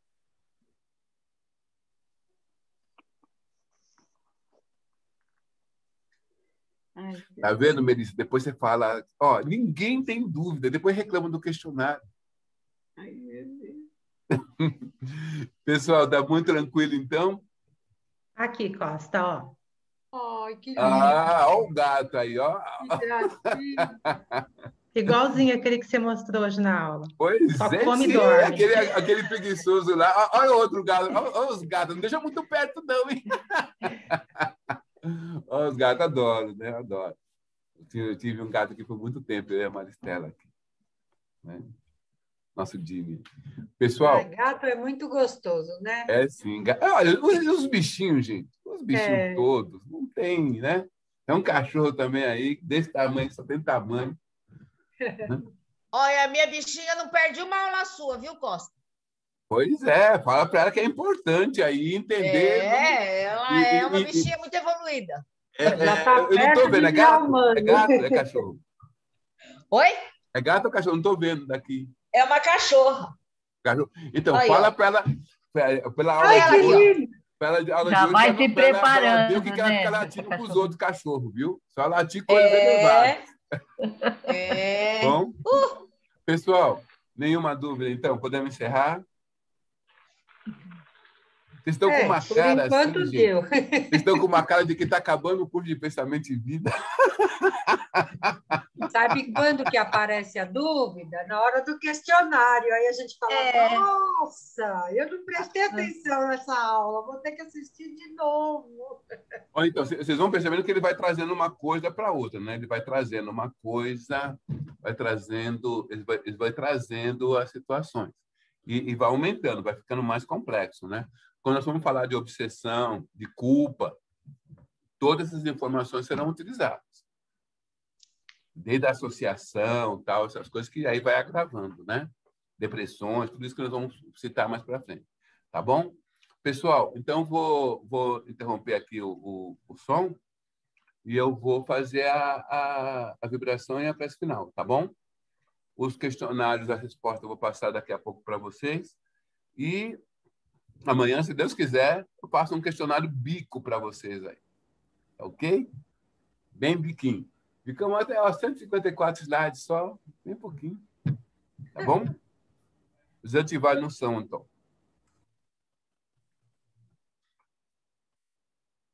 Agradecendo a Deus, agradecendo a Jesus, agradecendo a todos esses espíritos, agradecendo a todos esses irmãos que ficaram irmanados nesse momento.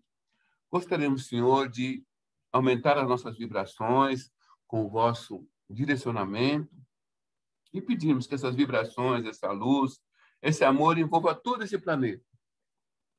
Esse lindo planeta azul pode ser envolvido por essa luz que vem de Deus, que vem de Jesus, que vem dos bons espíritos, e que também possamos contribuir com a nossa vontade, com as nossas vibrações, com o nosso desejo de ver todos os povos, todos os nossos irmãos, encarnados e desencarnados, recebendo esses fluidos, desse amor, dessa paz. Rogamos, Senhor, por todos os que sofrem, tanto no mundo espiritual quanto no mundo físico, que todos possam receber dessa luz, dessa paciência, dessa confiança em Deus, em Jesus. Pedimos, Senhor, pelos nossos amados suicidas, que todos eles possam receber dessa luz, dessa paz, que possam ser socorridos, que essa vibração sirva para ajudá-los a serem socorridos, a serem aliviados nas suas dores, de serem amparados pelos espíritos socorristas. Rogamos, Senhor, por todos que estão nos hospitais, encarnados e desencarnados, que todos possam ser beneficiados nesse momento, por todos que estão nos hospícios, nos asilos, nos orfanatos, por todos os irmãos que estão nas ruas, que todos eles possam receber dessa luz, desse amor, que possam encontrar o seu destino, que possam, Senhor, se recuperar. Por aquele que não sabe como será o dia de amanhã, rogamos, Senhor, o alento, a esperança. Pedimos, Senhor, por todos que sofrem. Pedimos mais ainda por todos que fazem sofrer, por serem mais necessitados. Rogamos, Senhor, pelo nosso local de trabalho, rogamos pelo nosso local de estudo, rogamos pelo GEMB, rogamos, Senhor, pelo nosso lar. Que a tua luz, o teu amor se faça presente no nosso lar, na nossa casa, envolvendo todos os nossos familiares. Rogamos, em especial, por todas as pessoas que temos dificuldade, encarnados e desencarnados, que possam receber dessa luz, desse amor, se sentirem perdoados, e que nos perdoem também pelos nossos erros, pelos nossos equívocos. Rogamos mais, Senhor. Rogamos que as coisas que não compreendemos bem na aula de hoje, que possamos ser levados em desdobramento para sermos orientados pelos verdadeiros mestres, pelos verdadeiros professores, para que possamos entender melhor. Por tudo, Senhor, agradecemos. Rogamos a oportunidade de servir. Rogamos a oportunidade de trabalhar em desdobramento ou não.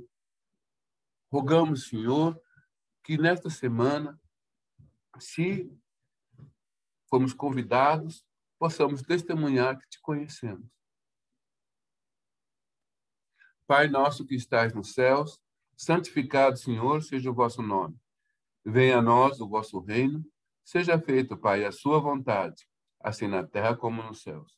O pão nosso de cada dia dai-nos hoje, perdoai as nossas dívidas, assim como nós perdoamos os nossos devedores. E não nos deixeis cair em tentação, e livrai-nos de todo mal.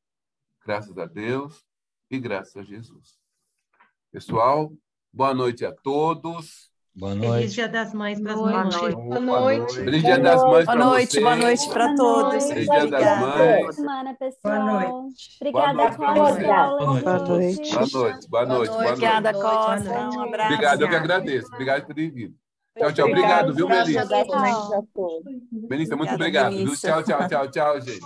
Obrigada, Melissa, também. Tchau. Viu com Deus. Tchau. Tchau, boa noite. Tchau. Boa noite, tchau. Tchau, Benê. Tchau.